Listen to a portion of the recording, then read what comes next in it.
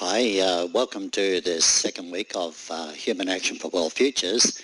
What we're going to do in this video is walk you through the topic notes, discuss a little bit about the purpose and objectives of this second week, take you through the resources and just elaborate on why we're using them, and then finally finish up on explaining some of the activities. So over to the notes and resources. Okay, we'll start with just a quick revision of what happened last week.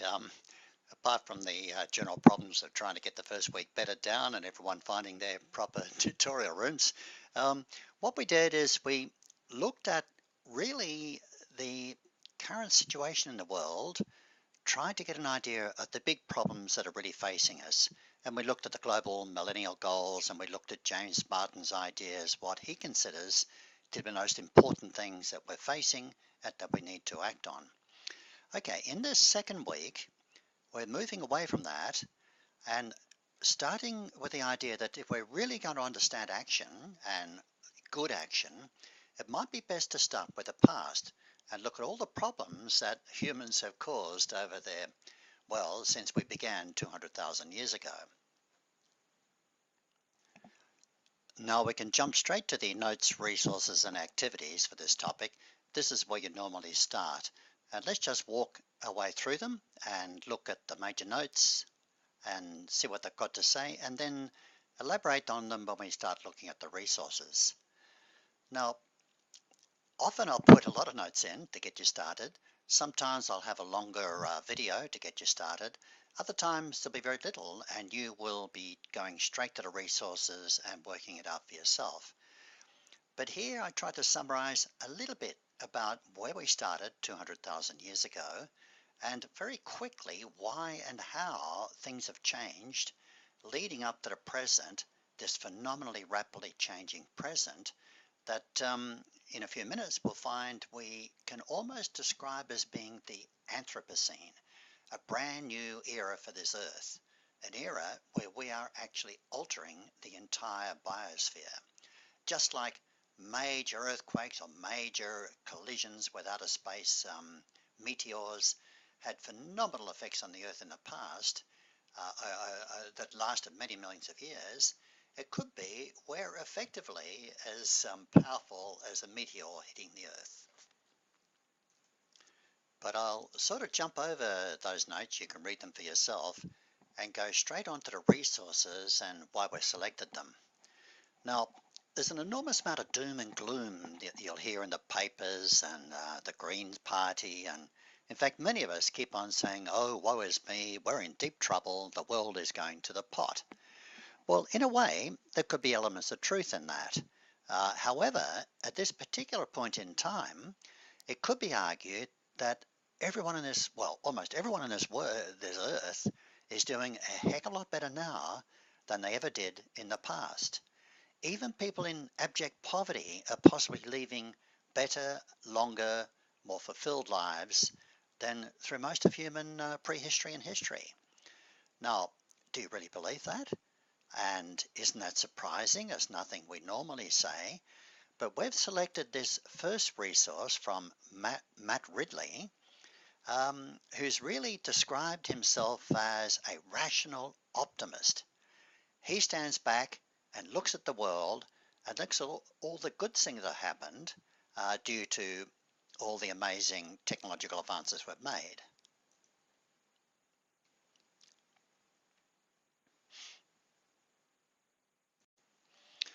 Okay, have a look at his video, When Ideas Have Sex.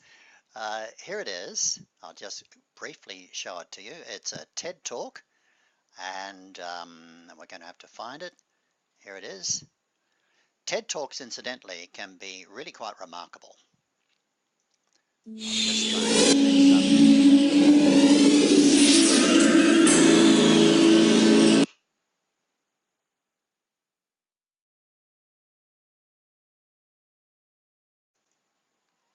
So have a look at the good look at the TED Talk by Matt Ridley. He's a fascinating character. He's taken some of his ideas have gone a long way. I personally have a bit of a problem with some of his ideas, but you'll make up your own mind.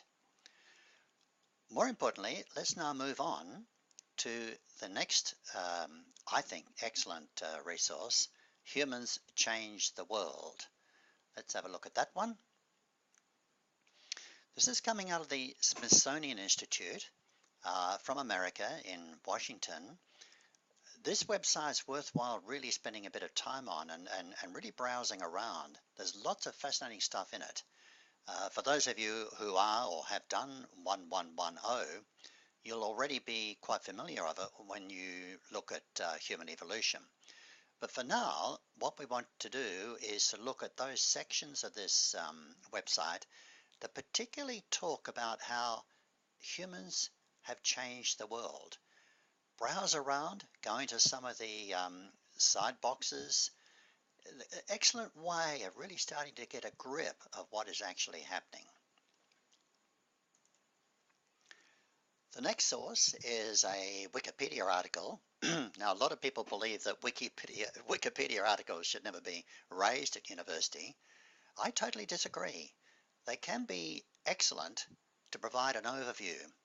And this particular one provides an excellent overview of, well, from prehistory to the present, of just what's happened to the world around about us caused by this little species called human. So I think it's worthwhile having a good read of this. And then finally, we have an excellent little video, Welcome to the Anthropocene. Absolutely recommend this one. This is the story of how one species changed a planet. The latest chapter of our story begins in England 200. It's a very brief little video, probably only runs a few minutes. I can personally watch this one over and over again. Every time I see it, I start to think of the human species differently. It really brings out the idea that we are galloping away, changing the world, acting and acting and acting, and perhaps not really properly sitting down and thinking where those actions might lead us. A very, very important video, and one that I think is you'll be coming back to. Okay, so now some just brief notes on activities. Normally I won't be putting this into the introductory video because you'll know what you're doing.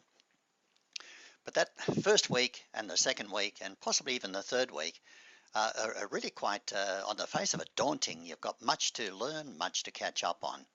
In reality, it's not that difficult. Just take it slowly, relax, and learn from each other. You shouldn't have any difficulties. Now, activities for this week. Well, the first activity is really catch up. If you haven't got around to finishing the orientation activities, please do as soon as you can. Remember, they are not being marked, so you don't have to worry about them. Just do them. It'll get you started. Second thing you should be doing, and this is not really fair because we haven't given you enough preliminary time, tutorial preparation. Normally, you should be reading the notes and resources, looking at the videos, looking at the forum and tutorial questions, so that when you come to the tutorial, you'll be really primed, ready to go, and making maximum use. In the future, we'll normally get up all the notes and references about a week before the actual tutorial is given, so you should have plenty of time to prepare yourself. Same is true for the weekly forum. The weekly forum generally will be a continuation of the tutorial.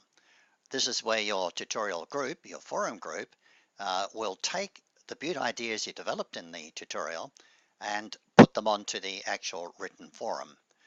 Once you've done that, other members of the group, in fact every member of the group, should add to the initial posting, and you're very, very encouraged to look at everyone else's forums and add to them as well. Finally, your major activity this week is to make sure you really have your e-portfolio established, and you've sent us the URL so that we can view it. And having done that, you should be completing your learning journal entries for weeks 1 and 2. You can go to the guide I've got for you at the bottom of the front page under, I think it's called Guides and How to Do Things. Read that carefully, then come back, construct your learning journal for the first week and the second week. We don't expect very much at this time, but we're just trying to get you used to the idea.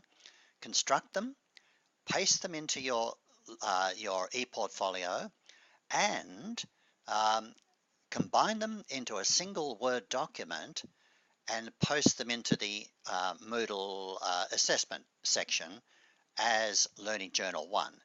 Learning Journal 1 therefore includes the first and second week's Learning Journal, if you like.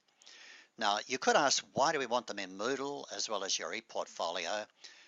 Unfortunately, the simple answer is we need them in Moodle so we can grade them and keep an official record of your entries. This we have to do for various rules and regulations at this university. But the key thing for your long-term benefit will be your e-portfolio. And so that's the thing you should really be focusing on.